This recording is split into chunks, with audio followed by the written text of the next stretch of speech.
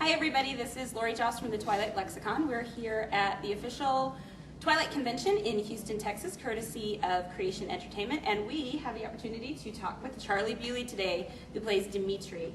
How are you doing? I'm good, how are you? You need some sugar? Actually, I'm feeling good without sugar these days. Yeah. I'm feeling a little more settled, and my feet are on the floor. I'm not trying to dance around like an idiot. But the dancing's the fun part.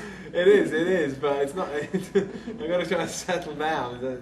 I can't go on like this.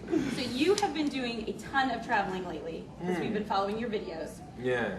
Where has been your favorite place that you've been traveling around to? We know you've been to multiple Tiana. We know you've been to Australia. Where's one of your favorite places that you've been recently? I think my favorite place is Rome. I'm going to be honest, because it's just, I always have a magic experience there. I mean, well, we obviously did the Montepulciano thing, and I got to the Rome Film Festival, and we were just treated so decadently for that.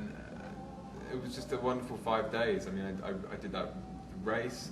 We stayed in the most beautiful hotel of all time. And Rome is just the best city to just sort of walk out the front door and just wander till, and just be inspired and soak it up. History and so much history. Yeah, and try and understand why there's these huge statues of a guy on a horse with a spear and he's like killing 15 dragons.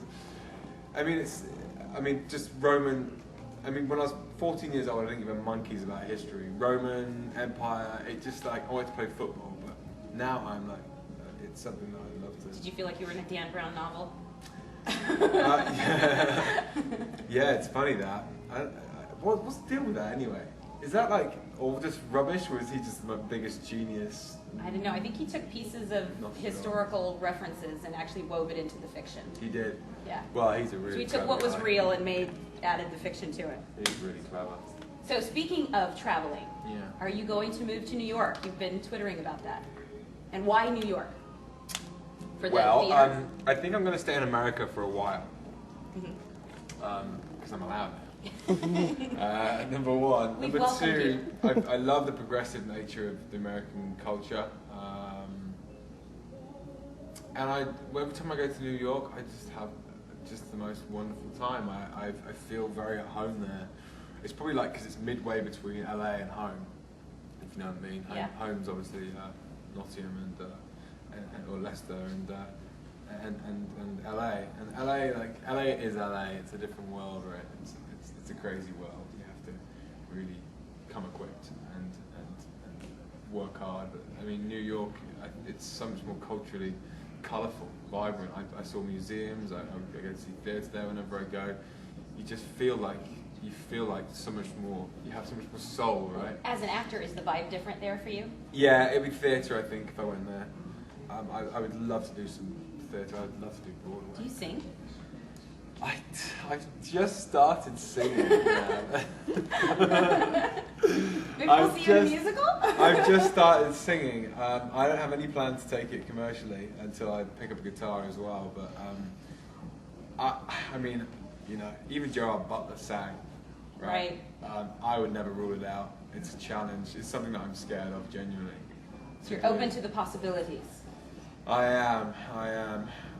It's something in acting class that I'm procrastinating. There's an exercise everyone has to do at some point, which is like get up and sing a song. It's something that I'm petrified of. Like, honestly. We'll ask you that in your next Q&A session. We'll say, can you sing something? Don't do that. Thank you. So how was pilot season in LA for you? It wasn't actually that busy for me. I didn't go out and do that much. I think I turned down a lot of stuff because with TV, you're in it for 6 years, right? You have to do a character. Same thing. If I read some sides and I looked at the character and I couldn't see beyond a season, I couldn't see myself taking the character further beyond a season. Because essentially, I don't know about, maybe Chris Haddock can help me out here. Do characters evolve much in TV? I don't think they evolve too much. Really, do they? Much? Like, season upon season? I think they do.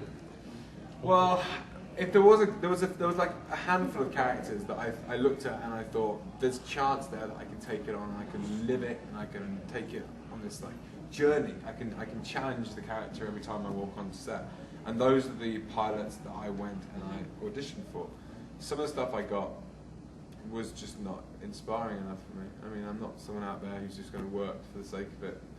I did acting because I want to embody characters, and well, and one of the fun things for an actor is that each person is so different, and so you only have to play that character for a short amount of time, and then you get to take on the attributes of another character. Whereas in TV, you wouldn't have that opportunity.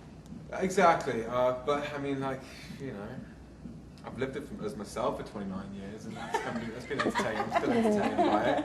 There's always ways of keeping things entertaining, I find. But certainly 6 years is way too far away for me. I don't even know if I'm going to be acting in 6 years' time. I hope to have really taken film and you know, done everything that you can in film. I produce, write. I'm certainly going to write very, very soon, and then hopefully direct. You know, I just love the whole thing, and I don't have time to, with respect. Test your hand to every aspect of it. Yeah, to do a character for 6 years is just, I mean, due respect to those guys, but for me that's a jail term.